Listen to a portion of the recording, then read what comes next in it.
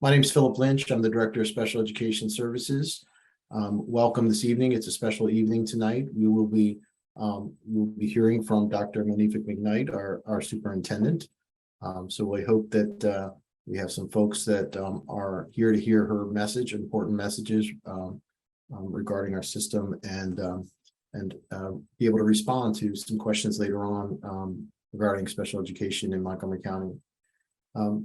We have many folks here from the Department of Special Education Services and from the Office of Special Education. It would take too long for us to introduce everybody. It would take up probably half the agenda. So I want to just give those folks a shout out and give them an opportunity to wave to you. You've met several of them in earlier meetings. Because we occasionally have new folks who attend this meeting or this session to hear from the superintendent, I'll just share that this is a meeting that is held monthly on the fourth Thursday. There are a few times when it is not on the fourth Thursday of every month. This is one of those because we need to accommodate the superintendent's schedule. There are occasions when we need to work around some holidays, but typically this meeting is held on every fourth Thursday at 7 o'clock. We are going to be working on trying to weave in some in-person meetings that will also be broadcast online in the future, so that we can have both options available to folks. The virtual option has been helpful to many of you we know who have difficulty getting out because of childcare needs, and we've heard some good feedback that it's a convenient format. So welcome to any new folks who are here this evening. I'm going to point out and just introduce a few guests before I talk about the format of the meeting and we get into our conversation. But before I do that, I'd like to introduce our partners, our co-chairs in this work, as well as our acting associate superintendent, Diana Wiles. Diana, you want to say hello? Good evening and welcome to SECAC this evening. It's a pleasure to see all of you. I'm glad Diana said SECAC to make sure that you all are in the right place. So we also have some other guests who are with us. We have board member Yang, who is here with us, and she's going to be listening in. She's our newest member to our Special Populations Committee. So she is going to be listening and learning right along with some of you, but we always welcome the presence of our board members. We also, I believe, have Peggy Pugh here. She is our Chief Academic Officer, and as well as our Deputy Superintendent, Patrick Murphy is here as well. Mr. Murphy. Mr. Murphy, would you like to say hello? Thank you, Philip. Much appreciated. Good evening. I'm Pat Murphy, Deputy Superintendent, and I look forward to kind of hearing the dialogue this evening. I do have a member of my team also going to be joining us, Dr. Winter Bingham. And Dr. Bingham is in a new position as the special education liaison. So perhaps a little bit later in the meeting, we can talk about her role and how she can kind of support families as well as our schools. Certainly, we can do that. We have introduced her to our community before, but we always have new members on this evening, so we will certainly do that. And is Dr. Pugh here as well? I'm not able to see everybody on my screen. So I will just add that I know Dr. Pugh is traveling home, and I know she will be joining us shortly. We just wrapped up a meeting here a few minutes ago. So I know she's on her way to being a part of this discussion this evening. Thank you for that. Yes, I do know that she plans on joining us. So we will look forward to her presence later on. A few things about the format of our meeting. If you are new to this community and to this meeting, what we do is present some hot topics that are important to get out to the parent community on typical evenings. We also work with our co-chairs to hear from our parent members and our community members regarding topics that they would like to hear. We do our best to plan as much of the year as we can, but there are always things that come down the road that we need to get out in front of you or to get your feedback on So it's difficult to plan for the whole year, but we do work closely with our co-chairs, our parent co-chairs, in order to plan these meetings to make sure that they are meaningful for you. And so we usually present something from the school system that we can put in front of parents and then get feedback on. And then we'd like to hear from our community members as well.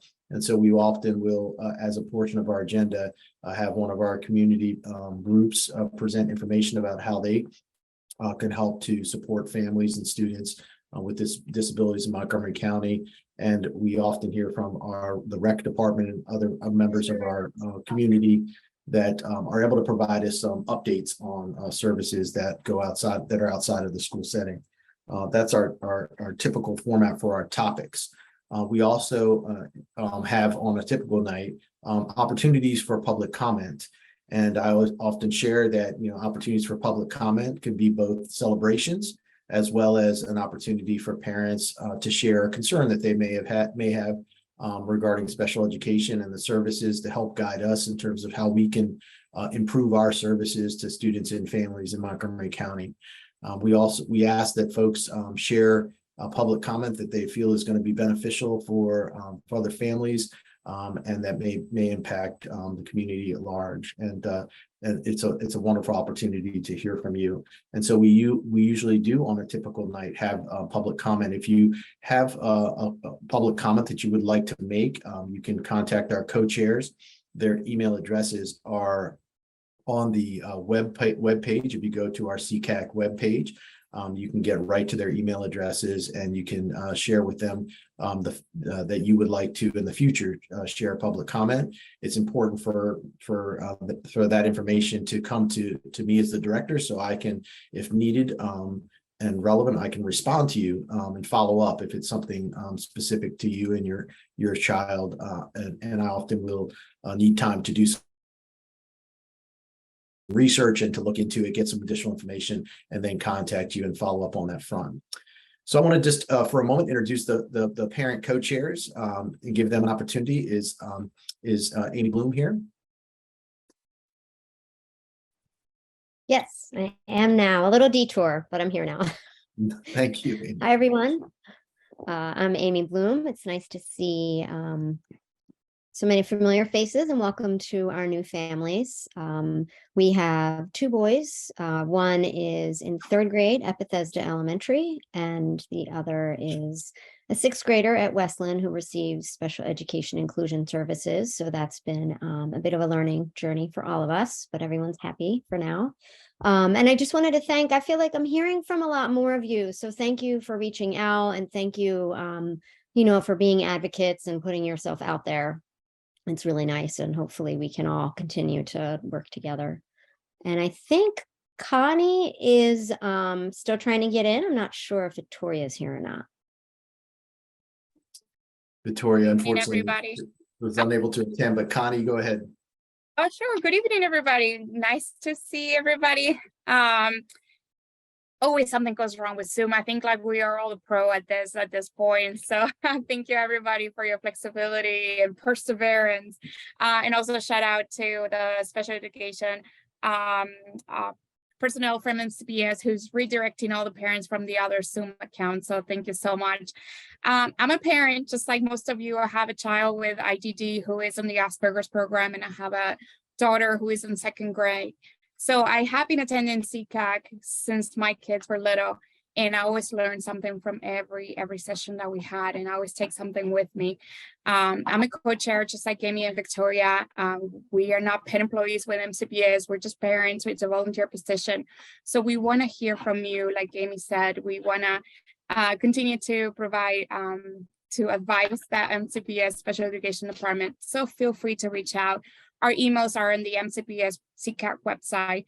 And I think that's it. And if you're new, welcome. Feel free to introduce yourself in the chat. And we look forward to hearing from you soon. Thank you. Thank you, Connie. We often get questions about how the invites or information go out to regarding these meetings, and we often are looking for ways to expand the audience.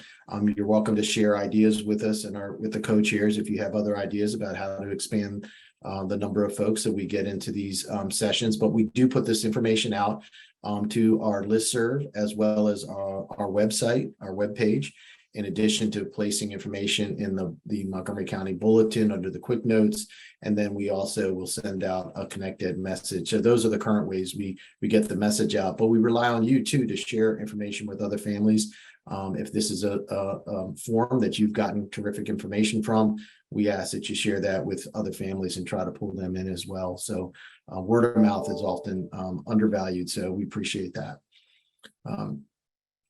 At this time, Jen, if you could put up the PowerPoint, we'll just go over the agenda real quick, and I'll talk a little about the format for asking and responding to questions, and then we'll get into our introduction of our superintendent. Okay, so in terms of the process for asking and responding to questions, we're going to ask that folks wait for the speakers to be done. So wait for the superintendent to be done before you ask questions. Along the way, though, you can use the chat feature. We ask that you try to keep the chat focused on the questions as opposed to making it a side conversation or distraction that will pull away from the messages that the speaker is sharing. But you are able to use that if you're uncomfortable asking a question in person later on. We will monitor the chat and we will ask that question. But when the speaker is done, the primary vehicle is that you can click the raise hand button that's at the bottom of the screen.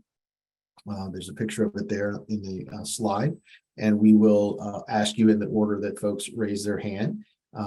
If there is somebody in the audience from our staff who has more detailed information, we will rely on them and direct the question to them so that they can provide you with the relevant information regarding your question.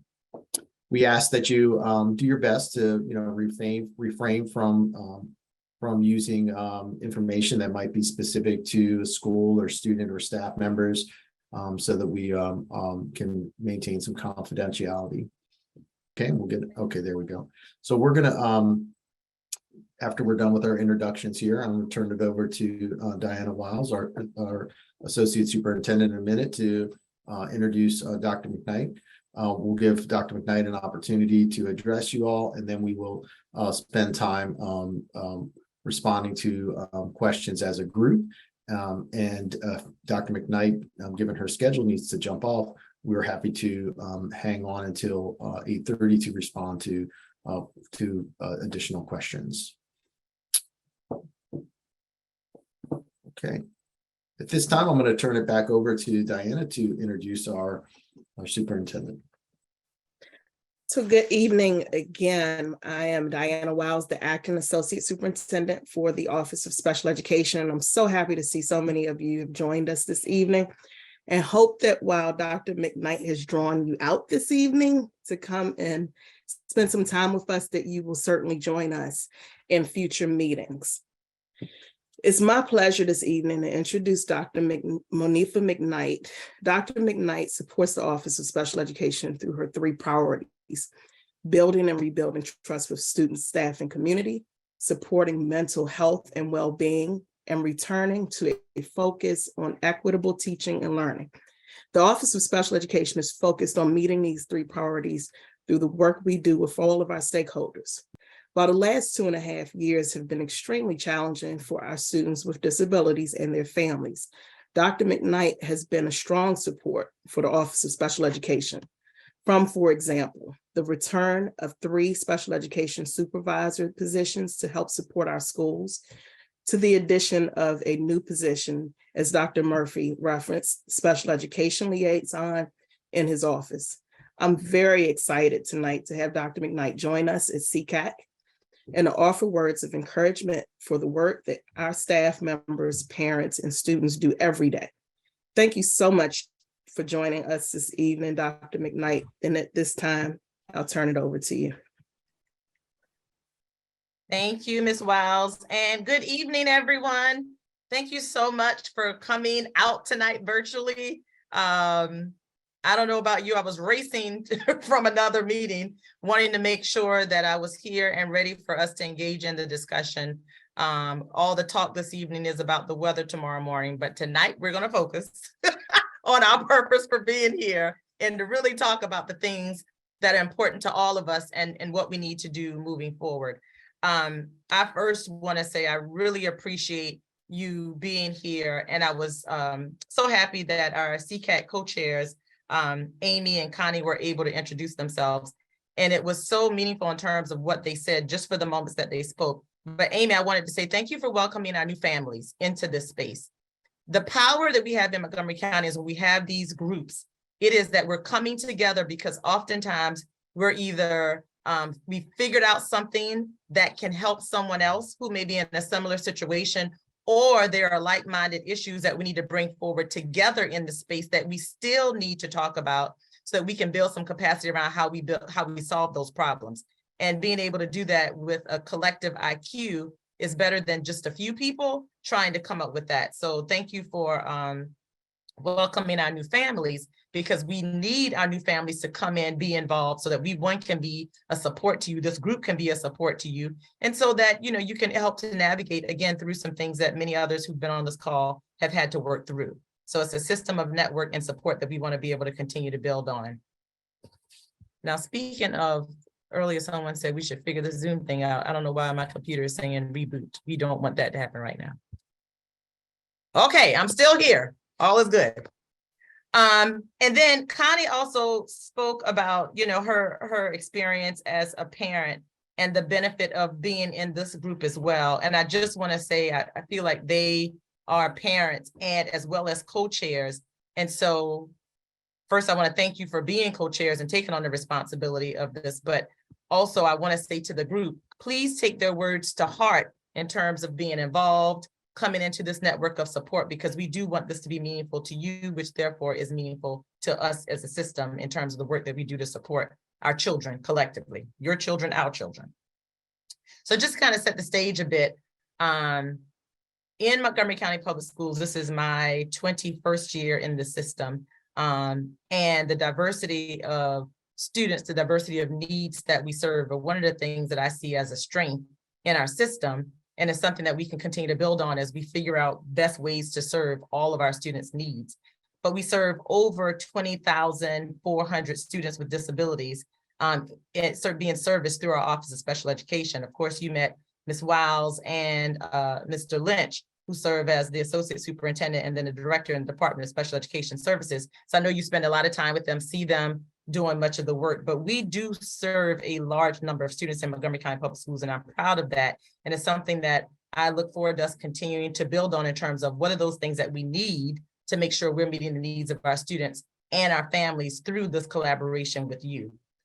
This office does sit in the office of the Chief Academic Officer, Dr. Pugh, and ultimately, our goal is to make sure that we are monitoring the support that we put in place for students who receive special education services, or students who have disabilities. And we want them to be prepared for a post-secondary college, career, and community readiness. That's the goal that we have for our students. And so as we think about how we have to support all of them to meet those goals, we have to figure out what that means that they need in the classroom at all the levels, based on the disability that they have. How do we make sure we provide them with the appropriate services so that they can thrive and be supported? So I wanted to just stop in and share with you tonight, what are some things that are happening that we have put in place in the system that really align to the strategic plan that the board and I put forward out to our community, say these are the areas of focus and priorities for us as a system. But I wanted you to hear tonight specifically in our Office of Special Education Services, how we've taken those priorities to make them meaningful to you as a parent community, and most of all to our students. And I wanted to speak about some of those things just so that you can continue to see that alignment. One, to make sure that you know how these things fold out or how they should look in services that are provided to you, but how it goes back to the goals that the board and I have set aside and said, these are the things that have to be focused on. And we want to make sure you're experiencing how those priorities fold out as a community of students who have disabilities and need to be served. So I'm going to first start with the first priority, and the first priority in the strategic plan is academic excellence. And so I just recently said how important it is to us that every student is being prepared to be college, career, and community ready. And so there are some specific things that we have done to make sure that our students with disabilities are having increased access to specially designed instructional models in the least restrictive environment in their neighborhood schools to make sure that their needs are being met. And I'll just name a few of them. There are a long list of things that I could go through, but there were a few that I wanted to highlight tonight. So in this area of academic excellence, we've made it a priority to make sure that we're using evidence and research-based programs to help support their needs and the foundational skills in the area of mathematics and literacy. So that's become really important for us. And we have looked at programs and tried to figure out specifically what are the programs that we are putting in place that ensure that it meets the needs of our students. But along with that, it's not just the programs that we're bringing into our schools to meet students' needs, but we're also coupling that with the specific training that we're providing to staff so that they are equipped to implement and utilize those programs so that they are meaningful to our students. And so that's all focused on our increased professional learning for not just special educators, but general educators, and having them really think about what are the strategies that we need to implement with these programs that support co-teaching models or overall just good teaching and learning practices in the classroom. The second thing I wanted to mention is ensuring we really focus on how we ensure that cross-office and collaboration is done in selection of curriculum materials that really support diverse learners and their learning styles.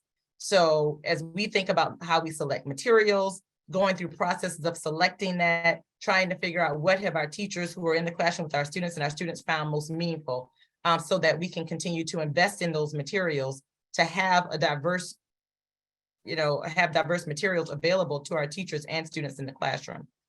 So that's something else I wanted to mention. Another thing is making sure that we increase the full day opportunities for pre-kindergarten students with disabilities, and doing that in collaboration with our general education, pre-K and Head Start program. I believe that it's one of the most critical areas that we can continue to focus on in the area of academic excellence, which is making sure that our students have as much exposure as possible prior to coming into kindergarten so that we can provide the support that they need. So when they get into kindergarten, they have a head start on all the things that they need to be successful when they get into kindergarten. And so that full day opportunity for pre-K for students with disabilities is also a key area for us. And then finally, I'll say addressing disproportionality. This is unfortunately not new, but we continue to look at the ongoing issue of disproportionate suspension of African-American students specifically with disabilities, and really recognizing that we're going to have to continue to provide professional learning and ongoing job embedded coaching to our staff members so that they understand how to address the needs of the students so that it's not then misunderstood as some type of disciplinary situation, when oftentimes we know the disciplinary piece comes out when a student may be acting out because they're not getting what they need. We need to back that up and really think about what's happening in the situation that's causing the student to react in the way. What is it that they need that they're not getting in this moment that may cause that reaction? So those are some of the things that we've been focused on in that first priority area of academic excellence that I wanted to highlight to you this evening. The second area of the strategic plan that we have laid out is on well-being and family engagement. And of course, tonight is a perfect example of all of us coming together in the SECAC space to be able to say, how do we continue to build partnership with one another between MCPS and you as a parent community to make sure that this engagement is most importantly meeting the needs of our students. So just a few things I wanted to highlight there that we're doing in terms of activities to continue to build on that engagement. So we've been examining the framework of behavioral health management, and we've been doing that to, again, address what I mentioned earlier, to decrease suspension and expulsions for students with disabilities, and really thinking about how we have to approach this from a well-being perspective. If a student is not in school and they're being disciplined because we're not meeting their needs, that's not actually meeting that's not actually addressing the well-being of the student. So how do we figure out what the framework of behavioral management, health management needs to be to make sure we're doing that? The other thing that we've done is we've hired a parent engagement coordinator. She should be no stranger to you. Mary Beth Matsarnis is a previous principal in Montgomery County Public Schools and have worked here for years. I mean, very passionate about how she supports students and work with families. She was very successful in doing that as a principal, but we've hired her as a parent engagement coordinator. And I think that was a really key opportunity for us because she's been able to serve MCPS in working with our parent community, but also as an MCPS liaison to the Maryland State Department of Education. And therefore, she can lead parent information workshops to make sure that we're offering families support that they find meaningful to them. She can also touch on topics that we have to address in the school system that actually come out of the Maryland State Department of Education to make sure that they as a state is engaging with the parent community and that MCPS is very much involved in that. And she also is able to provide family engagement opportunities that are culturally responsive, which then really empowers the parent to be partners, which is actually what we ultimately want. So it's been really good to have her come back and support in that way. I'll also say that in this area of engagement and well-being, we continue to collaborate with many of our community partners. As I look around at the faces here, it's so nice when I'm able to see, oh, I remember you from this other meeting, like MCCPTA, which is our Montgomery County Council of Parent Teacher Associations, because we do want you to be involved in subcommittees that are represented in other organizations to make sure that what we talk about becomes full circle and is put in place to support our students. So we have been able to work with MCCPTA Special Needs Subcommittee by conducting regular scheduled meetings with them and the co-chairs, which again here is the product of what we have here in SECAC meetings. We've also partnered with other local advocacy organizations that I wanted to make sure I call to your attention, because as we talk about being able to serve students with disabilities, we've also found that there are some areas that we need to get very specific with in terms of how we support those students and families. So we've developed some partnerships with the Down Syndrome Network of Montgomery County. The Partnership for Extraordinary Minds is another. The ARC Montgomery County. And then, of course, someone mentioned earlier, Montgomery County Department of Recreation. So those are some of the partners that we've connected with to say, hey, we want to be able to partner with you to make sure we are continuing to provide support, and so that they can also provide insight to us so that our services can become more specialized based on what it is that the student and the families need.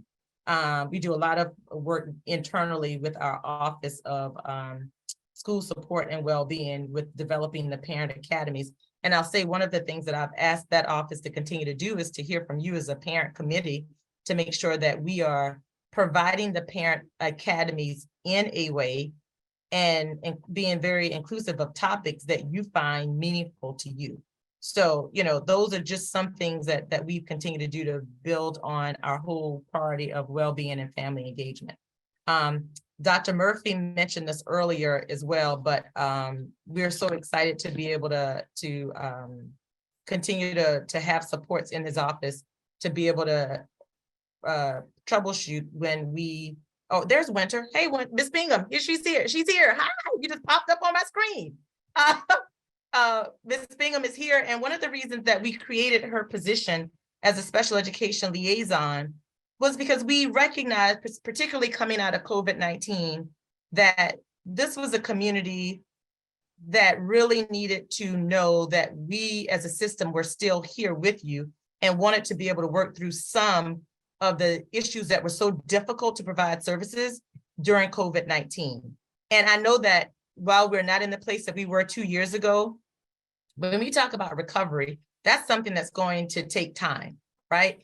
And some of the things that came up that really did disconnect us during COVID-19 are issues that we still want to be able to work through. I don't want those issues to continue to be barriers between you as a parent community and the system. So Ms. Bingham coming in as that liaison really was an opportunity for us to have someone who, you know, works with the Office of Special Education, but is not in the Office of Special Education, that would be able to allow some objectivity to different situations that we needed to work through to resolve. So I'm so glad that she is here. I know she is so passionate about working with you as a parent community, as well as our special education office, So the Office of Special Education, so we are so thrilled to have her. So I say that because these are investments that we actually really want to work.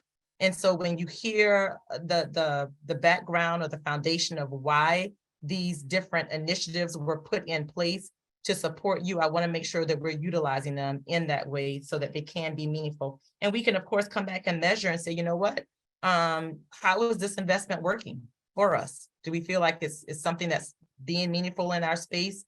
Do we feel like there's more that we need to do? And we want to be able to hear that from you. So, and then the third priority that I'll mention, and then I'm going to stop because for the time that I am here this evening, I want to be able to hear the questions that are being asked. If I can address any specifically, I'm happy to do that. But before I go into that, I do want to address the third priority. So the third priority of the strategic plan really focuses on professional and operational excellence.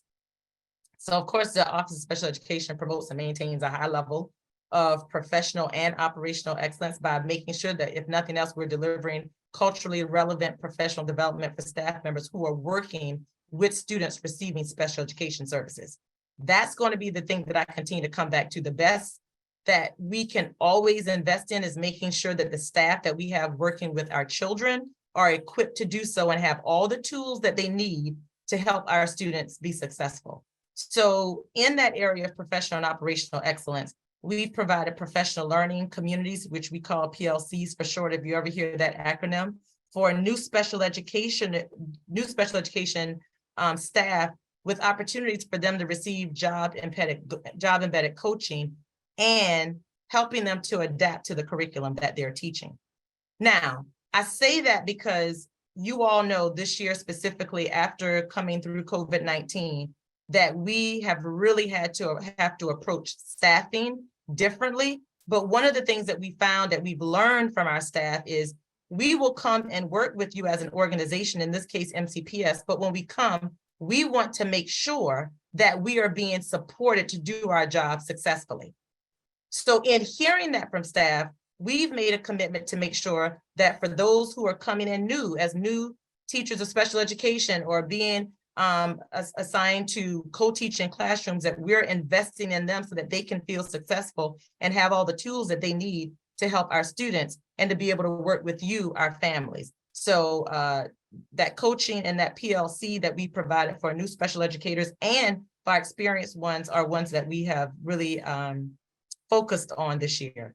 We also have been monitoring and providing ongoing support to address special education staff vacancies by providing incentives for those who have special education certification, central office support for meetings and evaluations for schools, and for monitoring of the implementation of services.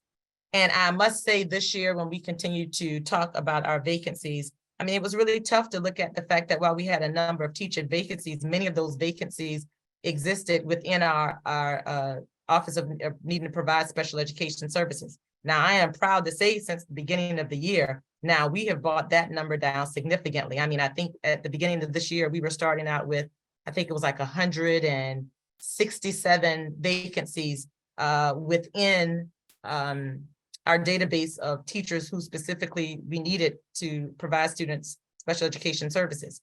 Well, as of last week, we were in the 50s. Now that number changes, of course, as students come in and need services. But I mean, this is how focused we were on an effort to make sure that we were continuing to recruit after the year started to be able to provide schools with what they need to help support our students. So those are just a few things that I wanted to highlight. There are many more things, but I wanted to spend some time again listening to you, anything that you wanted to share with me this evening, listening to the Q&A so that that could be informative to me in terms of next steps that we can take, and anything that you'd like to share that you think would be compelling for us to hear as it relates to any things that we are doing well, any problems that we need to solve, or just overall anything.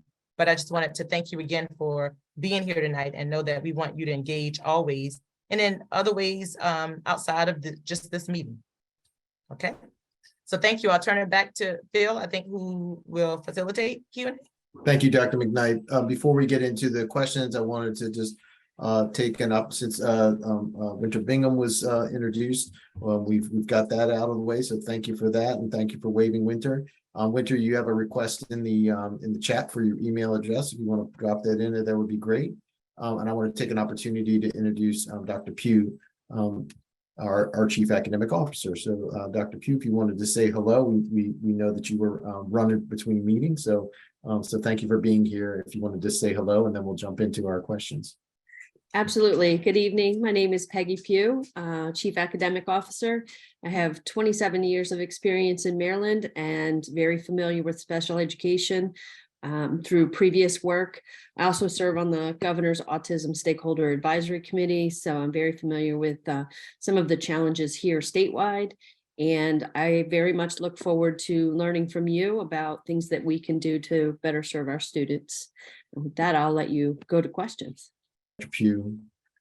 So Jen, if you want to indicate anybody who has, I will say, well, so folks who may have missed my introduction, you can go ahead and hit the hand raising reaction under the smiley face there, where it says reactions. There's a spot where you can raise your hand if you would like to ask a question, and we will recognize you by name that's listed on your tile, and then we will give you an opportunity to ask your question. So anybody who would like to come off mic should go ahead and hit that reaction, and we'll take you in order.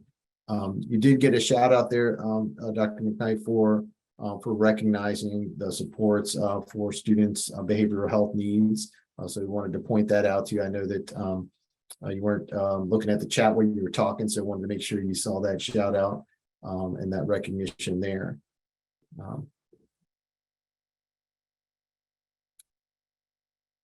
While we are waiting for folks to get up the courage to ask a few questions, I will just share that, and some of you may have heard this story if you were with us last year, that I know and understand Dr. McKnight's commitment to students with special needs and in the area of special education personally, because of the first time I met her, which was when I was lead on a project team that was based out of her school that she was an AP at the time, and that was at Tilden Middle School, where we began a project to use that site as an instructional center, where we had best practices developed around inclusion and the use of universal design structures for in-class instruction at the middle school level. And we created an institute there that allowed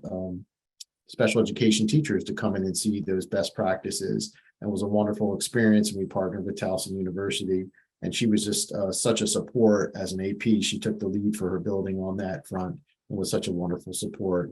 And I got to see, up front her commitment to students and families with disabilities. So I do see a hand. Monica, would you like to go ahead? Thank you, Mr. Lynch, and thank you, Dr. McKnight, for your presentation. I have a quick question for you regarding the strategic plan, and I appreciate that the last couple of years have been incredibly difficult, both within the county and for students, especially with learning differences.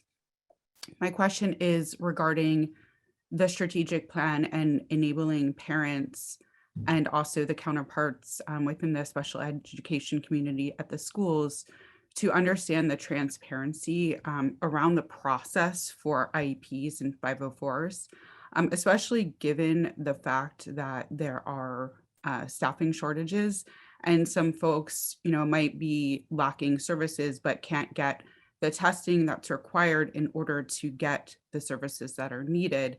And given we have a 3-year restriction on testing, what happens if people fall out of compliance?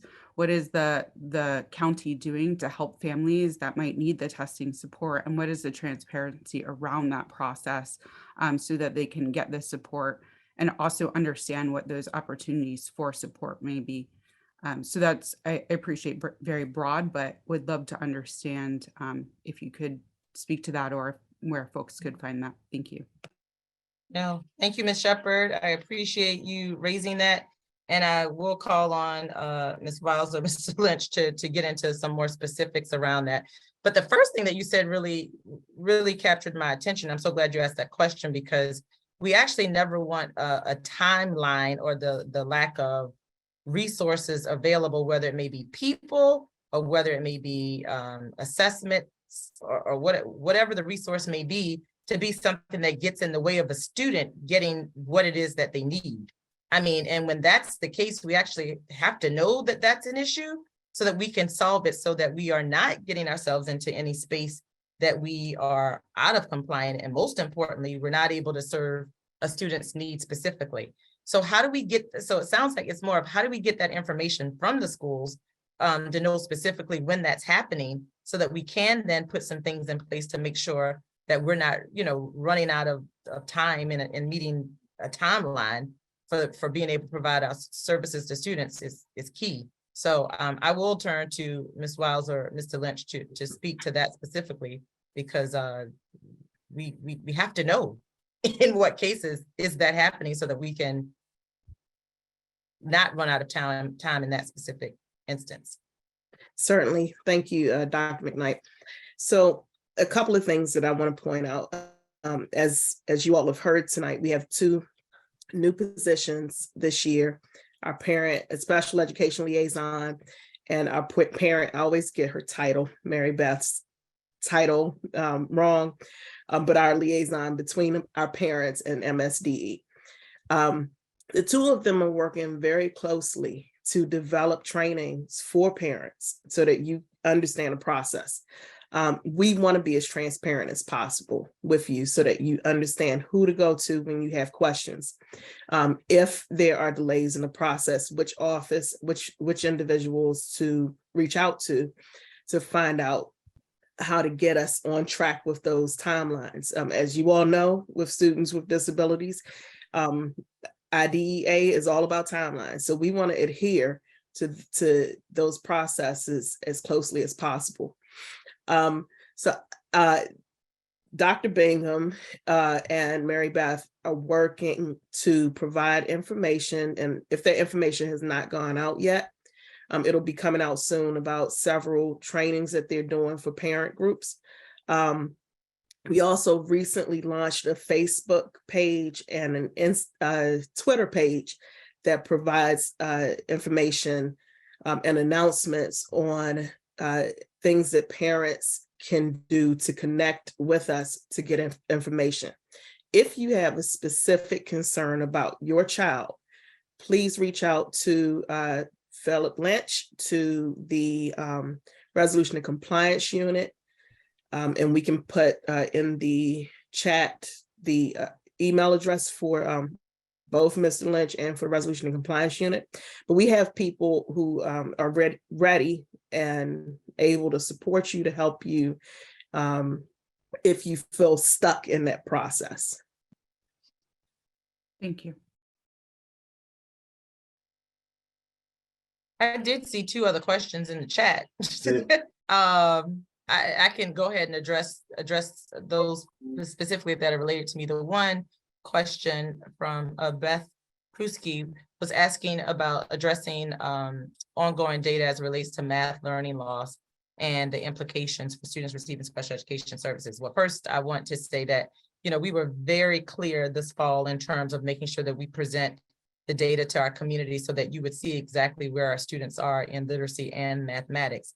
And we've zoned in specifically in making sure that, one, our schools are interacting with and understanding that data, and our students receiving special education services are absolutely included in how we look at that data. But earlier when I spoke about us making sure that we were providing specialized services, whether it may be the specific things that we've learned and research or curriculum or research-based curriculum and strategies, because we are implementing those types of resources for specific groups of students that we found to be successful based on others who utilize these resources and have found success with them. And so, that's what we're using to make investments. I think it's really important. We're also really looking at things that a lot of data is coming out around learning disruption as a result of COVID-19. And the data is pretty consistent also with what are things that school systems need to do to make sure we're closing some of those gaps. One of the things is just more time and resources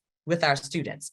It sounds simple, but when you think about students who did not find a virtual environment to be one that was really conducive to them in their learning, then that means that whatever they lost during that time in which that was the mode of instruction, we need more time to make sure we go back and re-emphasize those skills that they did not find to be successful. So you will hear more about how some of those specific strategies, and so including as well into our budget conversation on Monday, in terms of how we're utilizing some of these research-based practices to support what we're doing moving forward to help close gaps for students receiving special education services in literacy and mathematics, as we are all of the other students. The other question I saw in the chat directed to me was, what is my role or interactions with the president of the school board? So my interactions are ones that I would say are frequent and very, very much informative, because as the employee to the school board, you know, it's really important for me to make sure that I share information with our entire board, keep them updated on what work the system is doing to address the issues that are important to them, which are always important issues that are important to me, which are then always issues that are important to you, coming down to how are we serving our students. And so we have our board meetings oftentimes, in most months, twice a month, which is when you can see the work that I discuss with the board president and the rest of the board coming out in the presentations that we provide. But then we also have other meetings, like weekly meetings with our board officers, just to keep them updated on different things that we are doing in the system, so that they can stay abreast of that work. So I would say it's a very important and close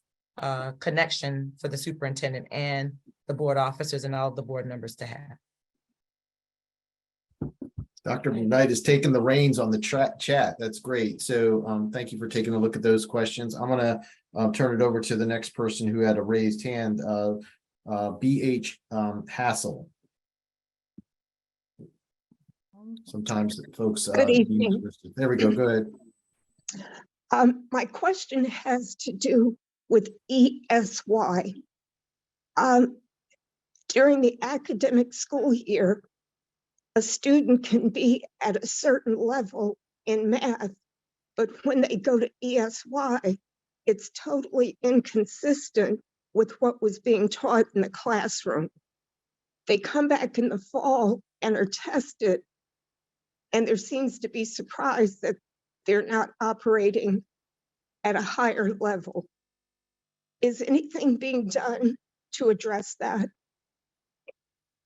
So thank you for that question. Phil, I can take it. Thank you. Go ahead, Diane. Thanks for that question. So one of the things I think it's a great question that I think we can certainly include as we start rolling out our parent training. Extended school year is not summer school. It is not a program similar to what some students in general education might receive for summer school. So it's not for accelerated coursework. It is to assist students who have certain needs that are identified on their IEPs and that require us to continue to provide those special education services without an interruption in the school year. The primary purpose is that we don't want students to regress over the summer, which means we don't want them to lose skills that they have gained. The example I used to use all the time is if we have a student that is learning the alphabet and they get to X and we say, oh, it's June 15th, it's the last day of school. Sorry, you got to wait until the end next year to learn the rest of the alphabet. That child has emerging skills that we want to continue to cultivate, because on their IEP, that is a skill that they're working on. So extended school year is a very, very unique program specifically for students with IEPs and specifically for students with IEPs that qualify for those services. But I will encourage and speak to our team about providing some additional training for parents so that they understand in IEP meetings what the purpose of ESY is and what's the criteria for being found eligible. I see one more in here for me, and I think it was from Connie. How can we encourage all MCPS schools to have a special needs PTA? Connie, that actually would be great. I am happy and open and willing to bring that up at my next MCC PTA executive board meeting. We do meet once a month, and I think, you know, us coming together to say, you know, how can we actually put an initiative out to really spearhead that encouragement within schools collaboratively would be a great opportunity. So I've made a note of that. That's something that I can actually take to the executive board meeting and put out there as just something that we can do collaboratively. I think it would be great. Thank you. I see a question in the chat regarding the assessment process and possible reimbursement for students during COVID.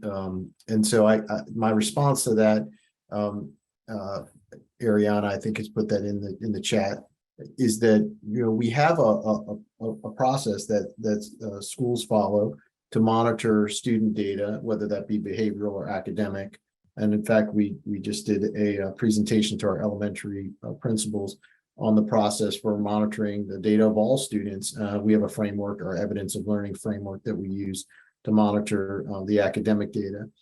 And when there are concerns around a student not meeting those benchmarks, there are different formats that schools take on to look at that information, and that screening data, which is, you know, universal for all students. Sometimes they call them kid chats or data talks, where they look at students who are struggling, and those students, you know, should be receiving some targeted supports around whatever that area may be.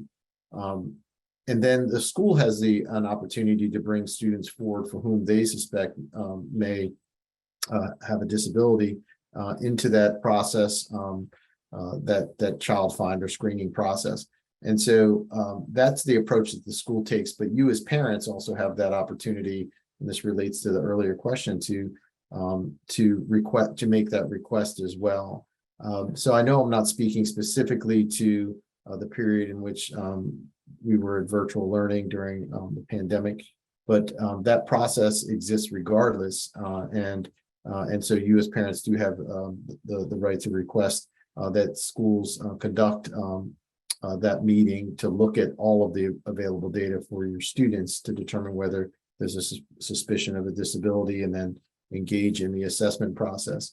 And it's the school's obligation, as Ms. Wiles mentioned earlier, to go through that assessment process. So that's the best way I can respond to that question. But if you have a concern, as it sounds like is being stated in the question, that you have a suspicion of a disability, but the IEP team or the members of that team who may have met to look at that information feels differently, you can be in contact with the special education supervisor who supports the school, and they will work with you to take a look at your student and take a look at the data and provide support to the school if there's a need to either dig deeper or to get a different set of eyes on what it is you feel like the challenges are that you're expressing. So that's the approach we can take, and what I'll do is put in the chat the portion of our webpage that allows you to take a look at who those contacts are specifically for you. Thank you, Phil. So I see a question. What's the difference between Mary Beth and Winter's position? Are there differences in what they work on? It's a great question. So the biggest organizational difference is that Dr. Bingham's position falls under our deputy superintendent. Mary Beth's position falls under the Office of Special Education. She is, as Dr. McKnight mentioned, our liaison to MSDE. So any information, any requirements that MSDE has for our school system, Mary Beth brings that information back to us, provides any training that may be necessary so that we can ensure that we're meeting MSDE's requirements. There is a lot of overlap, which is why they're working together to develop a lot of the upcoming trainings that will be provided. And we're happy that we have two people, two very strong leaders who will be able to support our parents and provide you the information you need to understand the process and the goals of our office.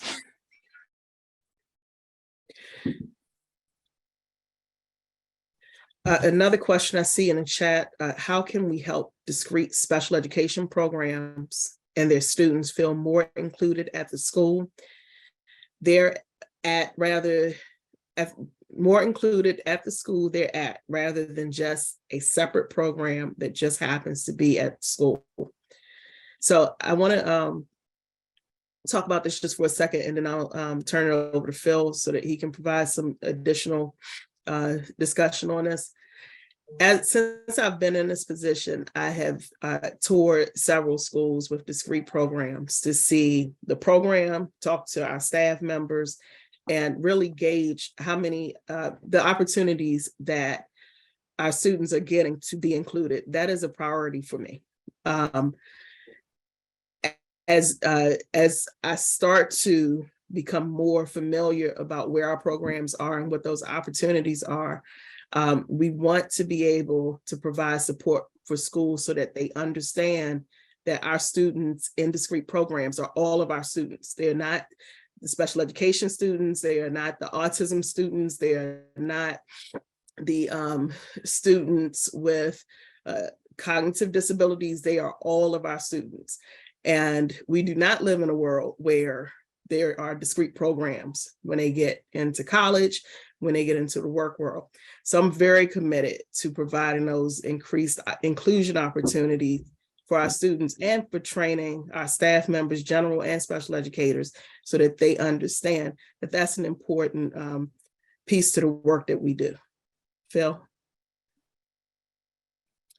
So exactly, and you know, it's such a school culture issue, right? So when we have principals who do such a wonderful job of making sure that the students in our discrete programs, and for those of you who may not be familiar with that term, we use that term sometimes when we're talking about students who may not be attending their home school because the services that were determined appropriate through the IEP process may be located in one of our regional programs, and we try to locate those programs throughout the school system so that students have access in the region in which they reside.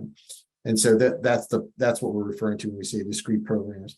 And I have seen some wonderful examples of schools that do a terrific job of doing all the little things that it takes to make sure that the students in receiving those services, for whom it may not be their residential home school, feel welcome and feel as though that they are just as much a part of the school community as anybody else.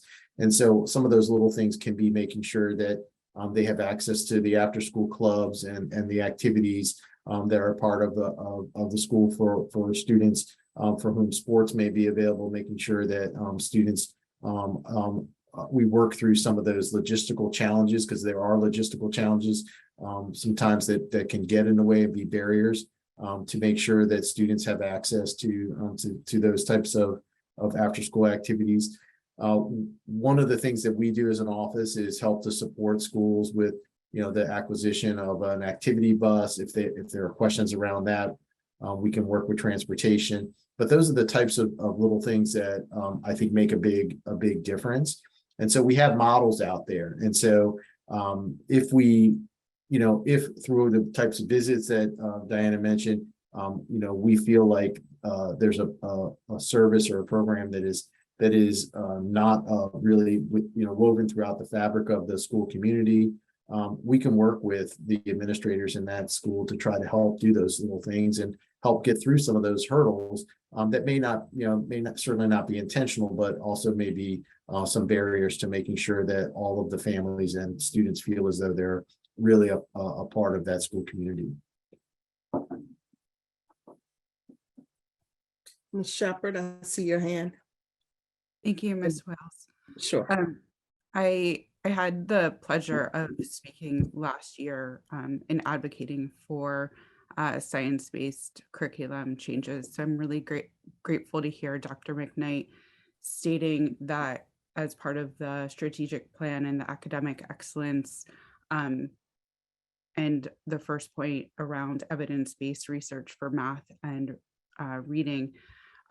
Could you talk a little bit about how the parents or this community in particular can understand and or participate, provide feedback around the curriculum that's being looked at or being brought into the county so that we can ensure it is meeting the students' needs, appreciating the fact that there's a variety and huge diversity of need amongst the county and the 170,000 plus students, but also how we can advocate and ask for help for our local schools to get the funding they need for the staff training to implement such programs, especially as they're being rolled out. And we can also ensure that that evidence-based curriculum is in fact addressing underlying needs of students, in particular for dyslexia, dyscalculia, and other disabilities that aren't really noted within the county's, special eds program in particular. Thank you very much. I can get us started on that, and I'm not sure if Dr. McKnight or others want to have anything to add in terms of the process for looking at curriculum and curriculum resources. But one of the things that we as an office make sure we do is have the appropriate representation on those teams when it comes to the development of our requests for proposals to make sure that folks who are going to be submitting making applications for us to consider for curriculum materials understand that, number one, they have to be meeting all of the legal requirements and guidelines regarding accessibility, and also that they understand that it's going to contain those key components that we are looking for, which would include access, or components of the curriculum that are going to address the types of instruction that we hope would meet the needs, not hope, that would meet the needs of students who need structured literacy, for example, as their method of learning reading instruction. And so we have representatives that sit in that group who are experts in those areas around accessibility, around the instructional components. And so that's one way that we can address that. I don't know, Dr. Pugh, if you want to add to that. I know that this is something you're immersed in. Yes, sure. And thank you for the question, because we're actually right now going through a period of where we put out a request for purchase for an elementary core resource for reading. And we've received those proposals back. A group will screen them, and using a rubric that's based on what our request for proposals said or purchase said. And then once that comes back, there are several other processes that happen to review and get feedback on them. So one of them is public availability to review the materials and provide input. So look for that. It should be posted on the website, but I will make sure Phil has information about the timelines for how to participate in providing feedback. That is the process for core curriculum, and there's a similar process for interventions and resources. But one of my commitments is to take a look at all of the different interventions that are being used and really encourage schools to understand that if a student is not making progress in that intervention, it's not addressing the needs, then we need further information about what the actual learning skill is that needs to be addressed, so that we can be very targeted in what interventions are being used. So the structured reading, I see that the science of reading is a curriculum for all for early literacy skills in grades kindergarten 1 and 2.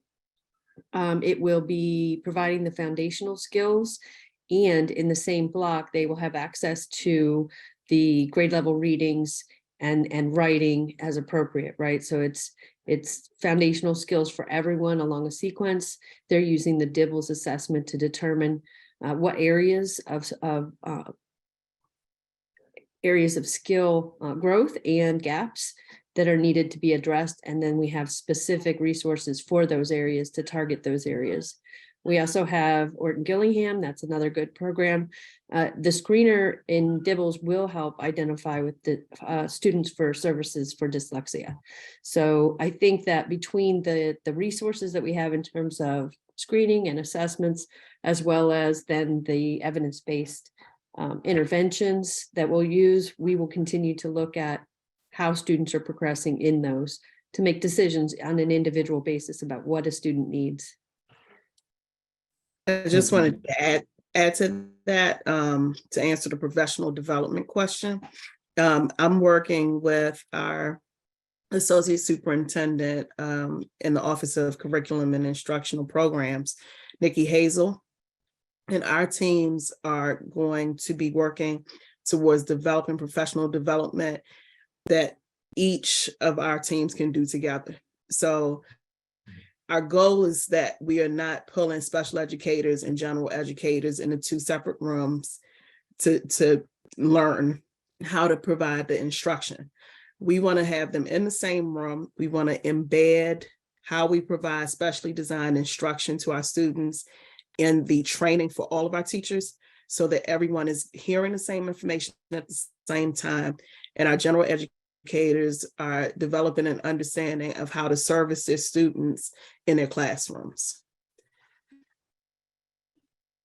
Ms. Levy, I see your hand. Thank you. And I also just put some of the questions in the chat so other people could see them. My first question, and Phil, I know that this is going to be repeating some of what we've already talked about, but I just want to say it here in the larger group. So I'm Brooke Levy. I'll have 2 children currently in MCPS. 1 is receiving special education services. And she specifically has Down syndrome and is fully included in her middle school, her homeschool. And so I guess that there's a few questions that I have. And I should also say that I'm also the executive director of the Down Syndrome Network of Montgomery County. So I have several hats. But I guess I would like to hear more about what is being done to increase inclusion of students receiving special education services, specifically, well, in the general education setting, specifically in middle school and high school levels, because we have found, at least within our population, that once our students are have completed elementary school, whether it's fully included or in a learning center, in an LFI program, SEB program, I want to know, how can MCPS work best with these students to make sure that they are able, if wanting to, be fully included in a general education setting in their home school? Because a lot of these students who were in a learning center, let's say, don't have a lot of options once they go to middle school. And so I'd like to just know, because they either have to be fully included, whether they're on diploma track or receiving alternative learning outcomes. It doesn't matter to me. I mean, it does, but whether they're in a fully included gen ed setting or they go to LFI to a different school for many of the students. And so I just would like to see more options and to know, I know from Phil's lunch and the many conversations that I know that that probably drive him crazy, but of what can be done to increase that inclusion. So that's one question. The other piece is that what kind of required training for, and I think Ms. Wiles, and am I saying your name right, Ms. Wiles?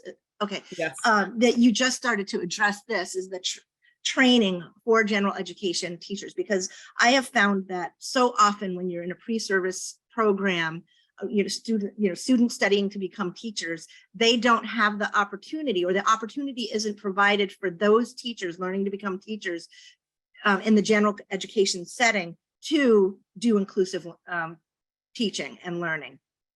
And so so you can be, so we can have a kid who has an intellectual or developmental disability going to a fully inclusive or going to school in a fully inclusive gen ed setting, but then we're expecting the teachers to know how to do all the work, and they have 30 kids in the classroom, and it's just so much. And so we of course want the teachers to get what they're needing, and also the kids, of course. So I guess the required training that in my opinion should be required training for all general education teachers, because they're all going to have students receiving special education services.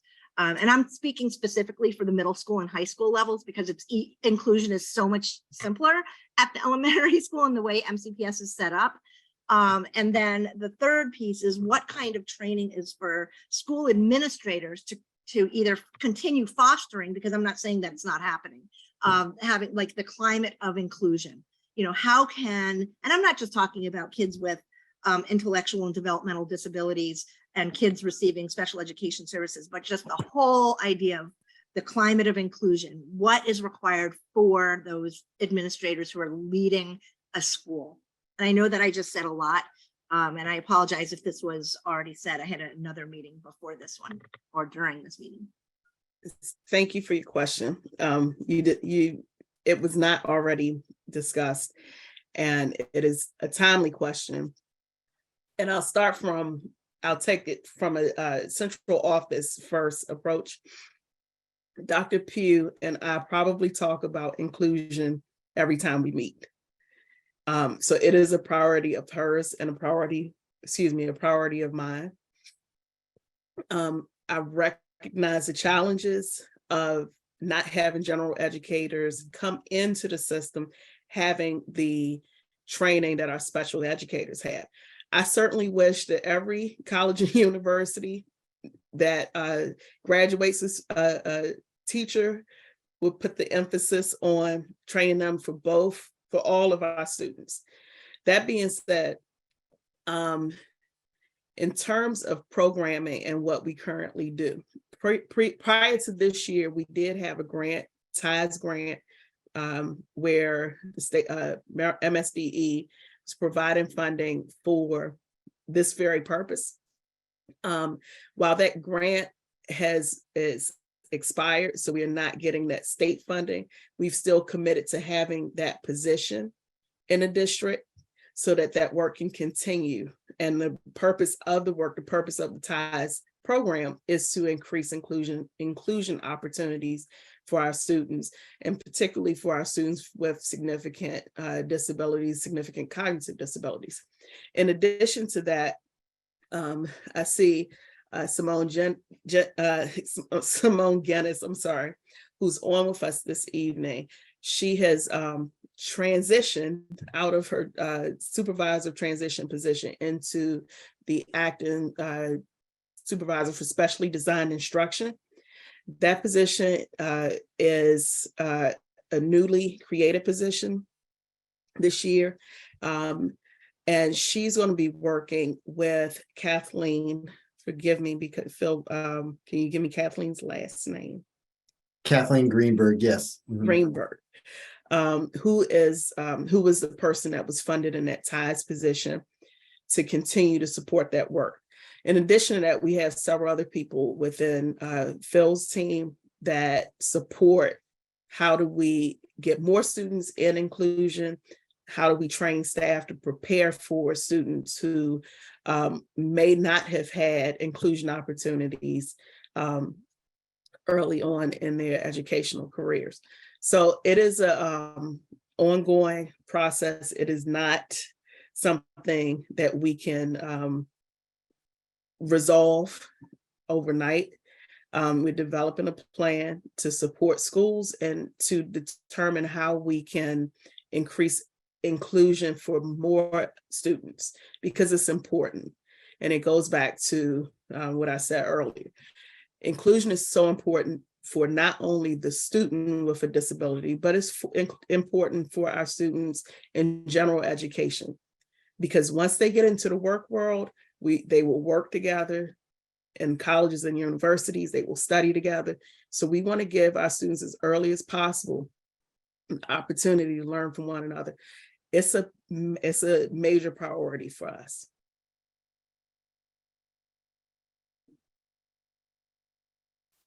Amy Kropp, I asked her to take a look at the chat, and she's gonna, I think, pull out a few questions that folks have dropped in there. So Amy, you want to share a few questions you see in the chat? Sure, I think, good evening, everyone. I'm Amy Kropp. I'm the Director of Pre-K Special Programs and Related Services in the Office of Special Education. So I'm pinch hitting with some chat reading. In large part, it's just some good ideas that all of us are reading and taking down as notes and good thoughts. And some congratulations to other folks. I think it's a lot of comments along the lines of what we've been hearing. So I think it makes it very clear to us that our themes are that we have consistent themes among the families.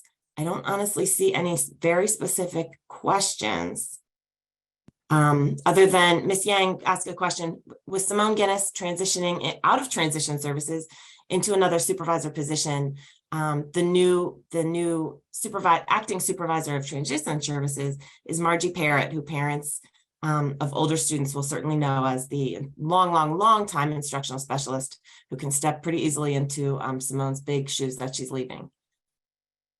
And she is always available as we know. There is one question here just popped up. What about trying to do a program like New York City's NEST program, which has smaller co-taught classes? So I'll take Yeah, but are a mix of general and special general ed students and students with autism. Got to the bottom. Dr. Pugh, I see. Yeah, I can take that one. Actually, Dr. McKnight has challenged us to find alternative models that create that synergy in a classroom where you have adults working together, multiple adults working to serve numerous students. And we're in the infancy stage of doing the research around that.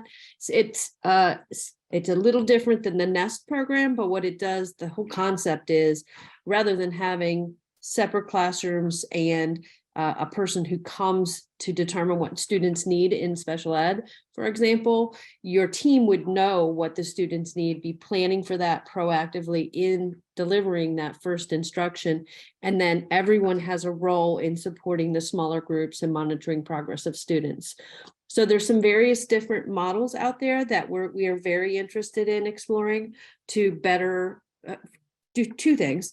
One, better recruitment and retention, because teachers are happier. They're not working in isolation. They're working together, and they have areas of expertise that are valued. The special educator helps the educator in the classroom, who helps the paraeducator, and they're learning together from and with one another. And two, because the students get exactly what they need. They have all the resources right there available to them. So more to come on that. I will definitely take down that link and look more into the NEST program specifically. Thank you, Dr. Pugh. She jumped right in there and addressed that. And I was going to say, tune in. This is actually, Susan, I know we didn't plant you to ask that question, but I'm so glad you did. In our budget, in my budget presentation on Monday, I am going to be talking about some of these types of models that I've been looking at, that we've been studying together, that we'd actually like to bring to our school system. I mean, one of the challenges that I find is, sometimes we look at how we want a different outcome of results from what it is that we're doing, but sometimes that means we have to bake the pie differently. And in some cases the tweaking works, but in some cases we just need to do something very different. And so we have been very astute to studying and looking at different models across the country, quite frankly, that we want to try in smaller ways to learn how it works. So those are going to be some of the investments that you hear me speak about on Monday in the budget presentation. Thank you so much. I just wanted to jump in because I do see some questions that were early on that we may have missed. One of the questions is, where can we find information on schools within clusters that are planning to expand services? For example, all Clarksburg cluster goes to Damascus. So Phil, if you want to take that one. I want to make sure I understand the question. So expanding as in new schools that are coming online, because there are new schools that will be that we're in the process of developing to help deal with expanding population in the Clarksburg area, there will be a new elementary school coming online in the coming years. I will say in general, what we do is partner with our long-range planning and facilities, and we hold a monthly meeting.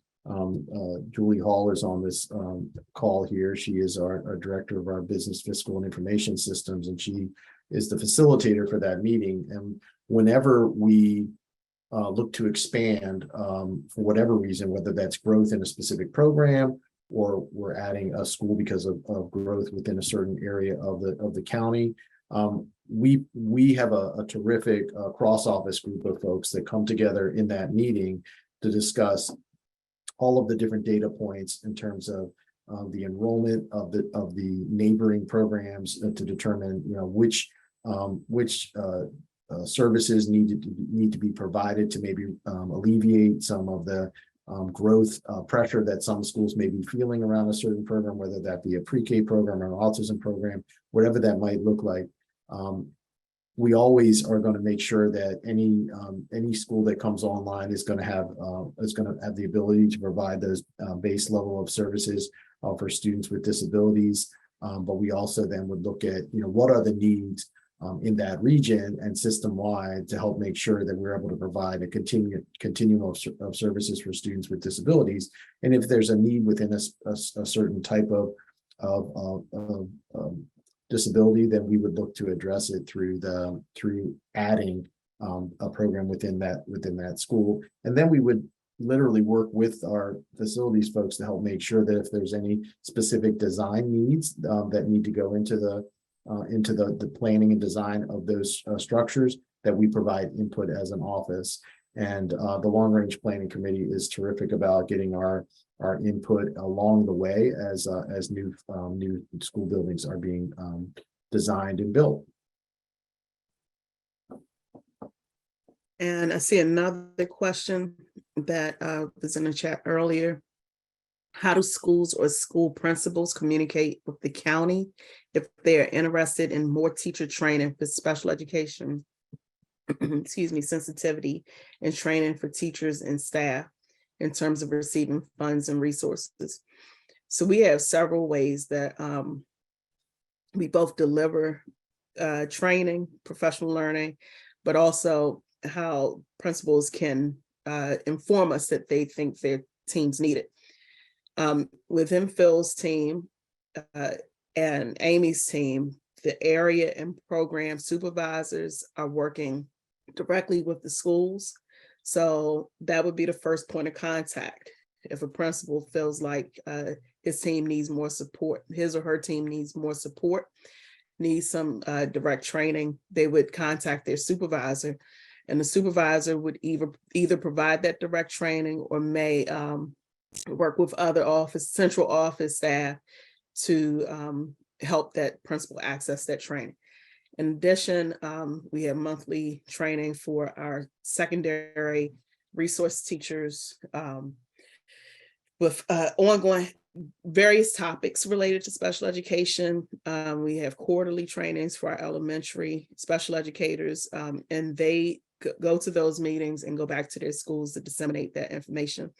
Those trainings could be changes in or clarifications of what teams need to do in order to stay in compliance. It could be about implementation strategies for IEPs. It could be on various issues. Oftentimes, principals just may reach out directly to myself or to any of the directors, to Phil or to Amy, and we will direct those principals or provide support to those principals on how to get training that they need.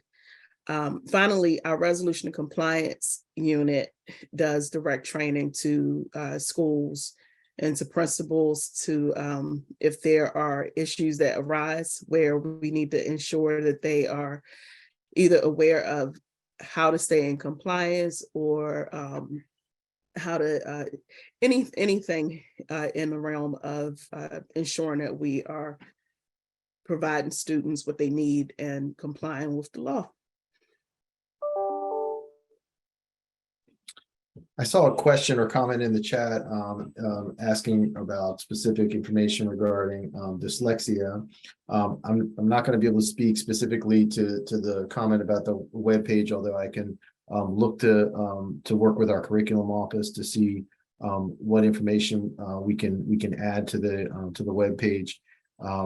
But I will say that that several years ago, we added a position, not in the Office of Special Education, but in the Office of Curriculum and Instructional Programs, a position that was specifically focused around addressing the needs of struggling readers, including students with dyslexia, and the structured literacy approach. And that person has done a wonderful job of supporting the training for our reading specialists throughout the county, helping to do trainings across the county for general and special education teachers, but helping really take the reins of making sure that reading specialist within the building is well versed and is the resident expert on this topic of structured literacy needs for students across the board. There was a rationale for that position to being in the curriculum office, so it could be a resource and support that would be directly aligned with reading instruction for all students.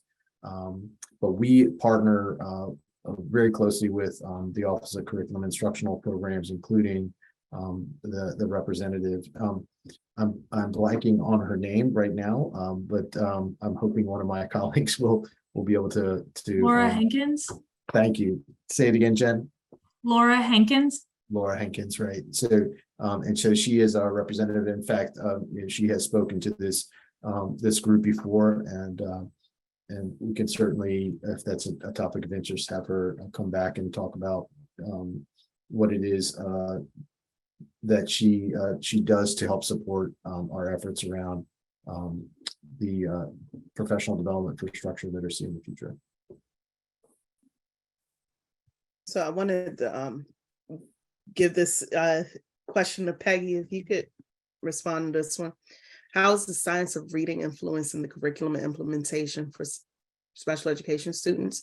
In other words, how is phonics instruction being implemented in the early grades or in reading recovery programs? I will take that question. So today we worked with our associates and our directors on looking directly at the DIBELS test, which is Dynamic Indicators of Basic Early Literacy Skills, which gives information about where a student might be struggling with reading.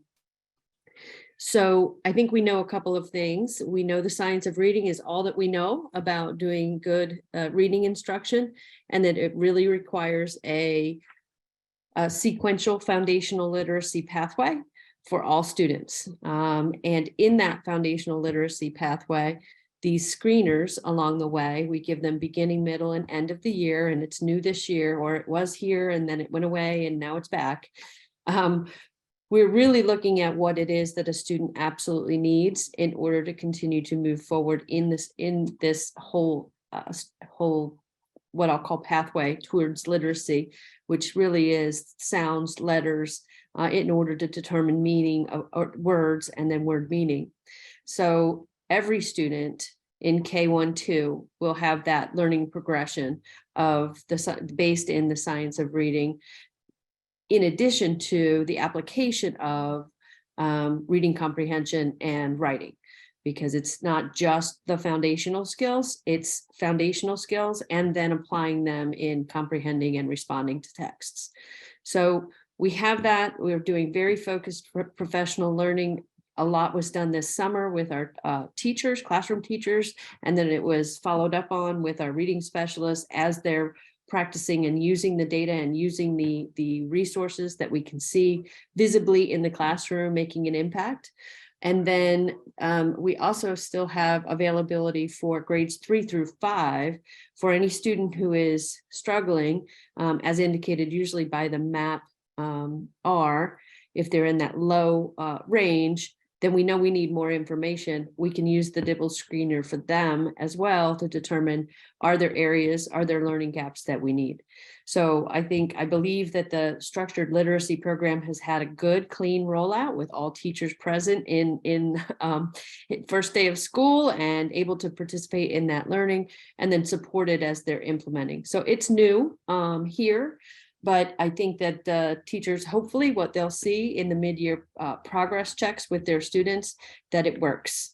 And then that building on that success, we'll continue to see high implementation. So I hope I answered your question. I'm really excited about it.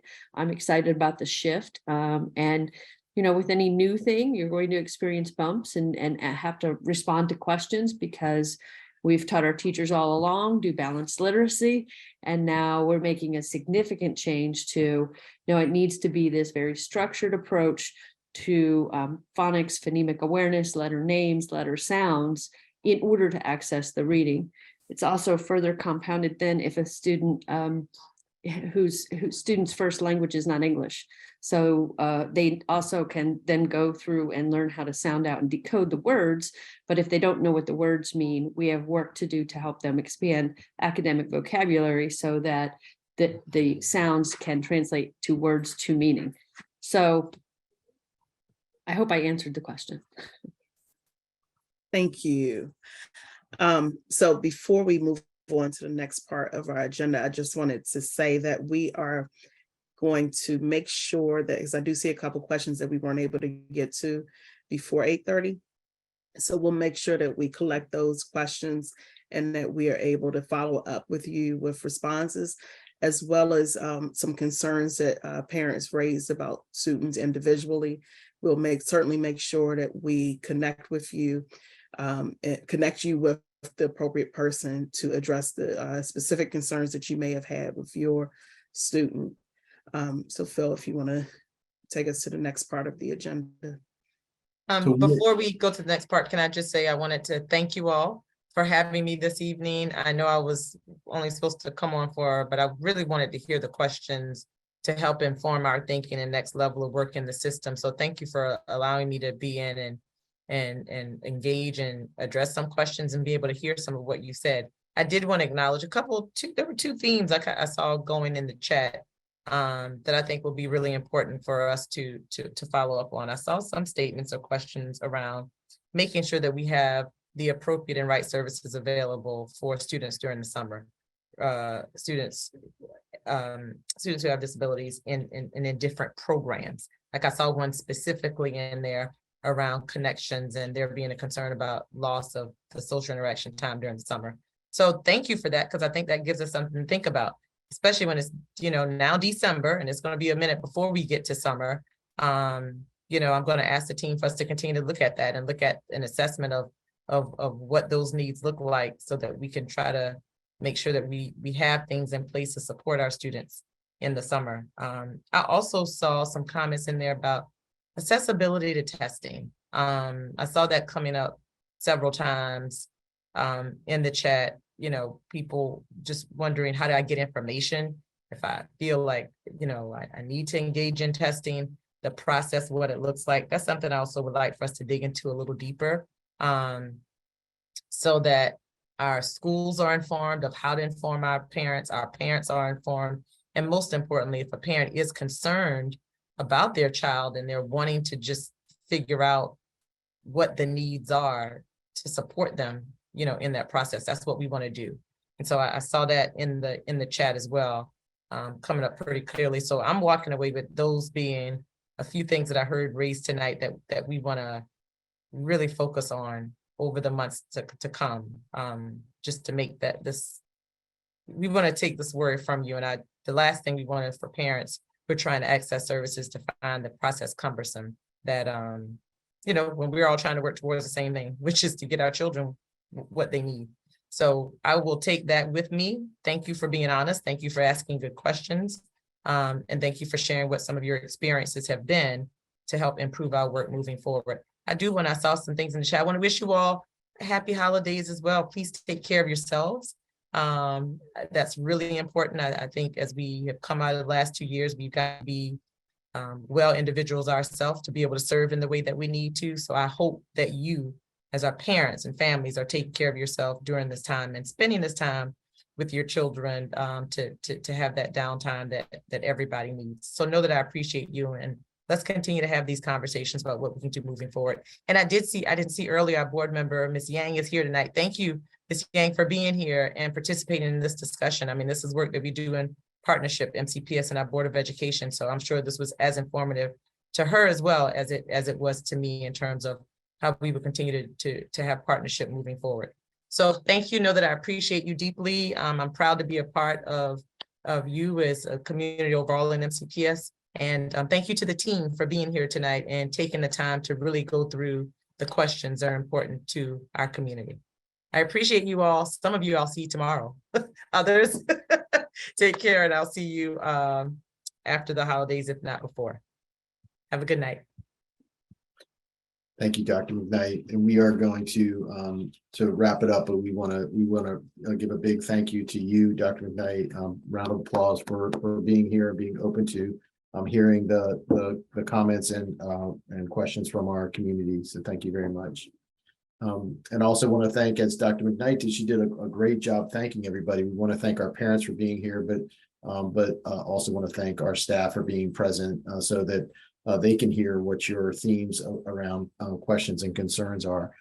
We will save the information in the chat so we can take a look at any information that we didn't get to. But if there's a burning question that we did not get to, I see a few on there that may be specific to you or your student. You do have my email address. It's in the chat there. You can always send me an email directly. A couple of announcements. The next meeting is going to be on January 26th. So we look forward to seeing you at that January 26th SECAC meeting.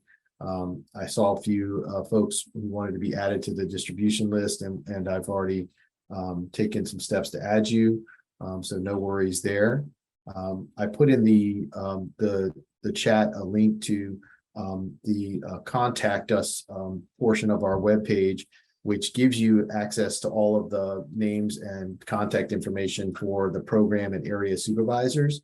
If you're not sure who your supervisor, special education supervisor is for your school, if you just click on that link and you scroll down, it lists all of the schools along with the supervisors next to them. So you should be able to identify who your area supervisor is. So if you have a question or concern that you feel like you need to go beyond your school to get a response to, then you are certainly welcome to reach out to that supervisor. There's also, I think there was also some information or announcement in there. Jen, was there an announcement about the parent workshop? The Special Ed Community Fair on April 29th at Gaithersburg High School, and I want to see every single one of you there, and I'll talk about it every month until I see you there. Say it again. What's the date? It's April 29th. This is Saturday. It's a community fair and symposium, and it's going to be really, really amazing. Tons of resources, tons of people to network, and we need you there. Okay. Diana, do you have any last words before we sign off? Just quickly, if the representative from Department of Recs is still on, she did put something in the chat that I can't quite lay my eyes on right now about some programming for students over the break. So if you're still on. This is Sharon Norcio, and yes, I am still here. I find these meetings very informative, so we can see, what the parents are interested in, and what kind of questions are happening in their world. We are very happy this year that we have several break camps. I put the link in the chat so that people can look it up. We have both inclusive and therapeutic recreation options. The therapeutic recreation options, we have two groups, 6 to 12 and 13 to 21. So we do go all the way to 21. And those, the therapeutic recreation camp is specifically for kids who need a smaller group, smaller staff ratio. And we have several paras and I believe 2 teachers, special ed teachers, who will be working that program. So super familiar with those kids. to be able to handle lots that's going on. It'll be December 27, 28, 29. And then for age 15 and up, we're actually having a New Year's dance on New Year's Eve. That'll go from 6:30 to 9:30. So for folks who are looking for something to do socially, that's a really fun time. And then we will continue in January our partnership with MCPS to do our Kids Day Out programs when it's out of school time for the kids, and the teachers and parents often have to work on those days. So I believe January 27th is the next one.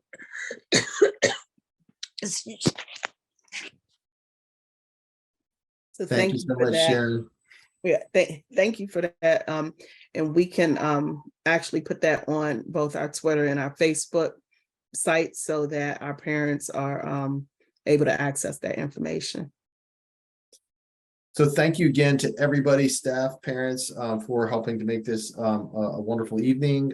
I will close out by making sure folks know that they should check the webpage for weather-related announcements, or maybe you received a text, but there's a delay tomorrow that's been announced, but check that so you have the latest information regarding any weather-related information that's coming out from the system. So there is an announcement that will impact tomorrow morning. So thank you again. Have a great evening, and we will see you, if not before, on the 26th of January.